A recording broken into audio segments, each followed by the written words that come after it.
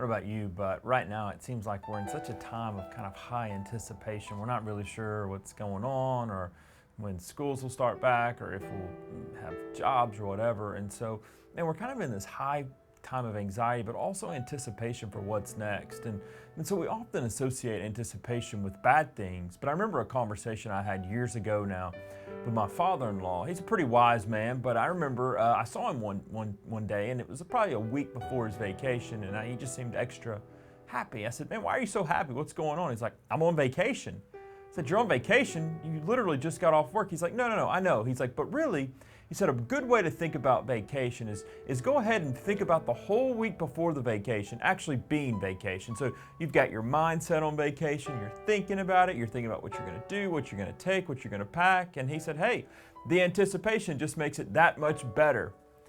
At the time I thought, well, that's a little funny, but the older I get and the less time off or vacations that I get, the more I've begun to practice that principle of, the whole week, whether it be before a vacation or whether it be before a trip or even a holiday, I begin to think about it. I begin to anticipate and I begin to get joyful about it already, even before I've ever left home.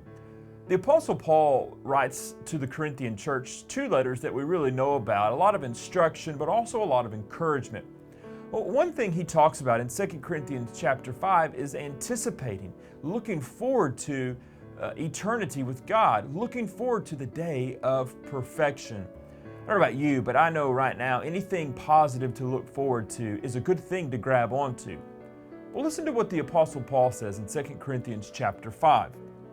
He says in verse 6, "So we are always of good courage. We know that while we are at home in the body, we are away from the Lord. For we walk by faith and not by sight. Yes, we are of good courage, and we would rather be away from the body and at home with the Lord. So whether we are at home or away, we make it our aim to please Him." And so Paul here is talking to a church who is struggling with different issues, both internally, spiritually within themselves, and also kind of externally in the culture around them. So here's what he says to them is, man, think about where your eternity lies. Don't just think about the here and now, but think about your eternity. Think about how God is making all things right and how in eternity you'll be in the perfect presence of God. Don't just think about it though, but let it affect how you live your daily life. Think about every day as you're preparing for eternity with the Lord. The Bible tells us a lot about eternity, and there's no doubt whether your background is in the church or not in the church, you've heard a lot about heaven, whether it be the pearly gates or the golden streets or whatever it may be. I even heard a guy one time tell me specifically what he thought the temperature should be in heaven, because to him, that was perfect. But nonetheless, you've heard a lot about that. But I think Paul is making a really interesting argument throughout Corinthians and even into some of his other letters is prepare today for eternity by practicing glorifying God, by practicing worshiping God where you are. Man, we often think about having to be in a church or even having to be around a bunch of people to worship God. We may think about having to have choirs or music or someone standing behind a pulpit or a certain attire on. But man, Paul says, no, practice eternity now by praising God and following God where you are, because here's what we know, is that when we honor God with our actions and with our thoughts and with our words, we're bringing glory to Him. We're honoring the name of God by how we live. And so that when we live in such a way that honors God, it shows how good God is and it shows His character. So Paul encourages them, think about the eternal while you're here in the temporal. Think about the permanent while living in the temporary.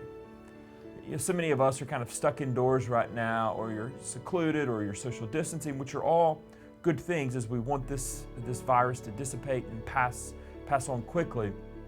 But oftentimes when we're in isolation, we can feel disconnected. But here's what I want you to take away from this today. Think about eternity. Think about eternity in the perfect presence of God. And practice that now through talking to God, through listening to God, through worshiping with God. When the sun comes out, thank God for the sun. Even when it rains, thank God for bringing water to help the ground, for the vegetation and things like that. Take time looking out your window or wherever you are, thanking God and saying, God, thank you for your temporary creation. But God, also thank you for your permanent solution for my life, because I know although the sun is beautiful, you're so much more beautiful. Although the rain and the flowers smell so fresh, God, the presence of you will be so much fresher than anything that we have even now. So live in anticipation during these moments. Yes, anticipate when life can get back to normal. Yes, anticipate when school can start back and jobs can get back to normal. But man, anticipate the perfected presence of God. God bless you.